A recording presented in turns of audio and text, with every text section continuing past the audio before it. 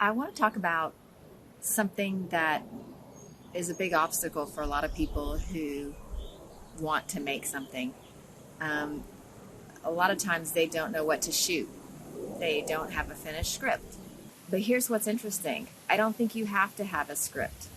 I think you can find your way slowly but surely just by shooting little scenes, exploring topics that you're obsessed with at the moment. In other words, come at everything from where you're standing right now. So, whatever interests you have right now, whatever problems you're trying to solve right now, whatever ideas you're obsessed with, I think those are the things that you should make a movie about because you're living it. And so you're bound to say something honest about it that other people relate to. If you're willing to just turn on the camera, either put it on yourself or ask an interesting friend to shoot with you. And if you just have conversations, joke about the things that you're obsessed with, create some kind of conflict around the ideas you're obsessed with, I think you could get interesting scenes and find your way little by little, just shooting these little things that occur to you.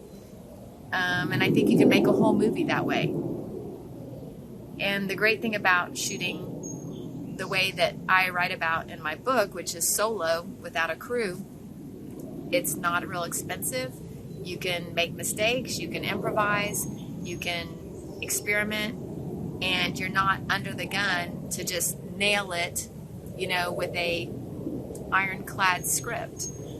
The way you are when you have a crew and you're paying people day by day and you have to get everything you need in a very short amount of time. There's an independent filmmaker in the Bay Area, and he was feeling tired and worn out and not inspired, and he didn't have a script queued up. But his teenage son, wanted him to make a film with him, and so he kept bugging him. And so finally, Rick borrowed a camera, he says, and he went and shot his son and a friend having a discussion about something that ends up being the topic of the film. I won't spoil it for you in case you want to watch it.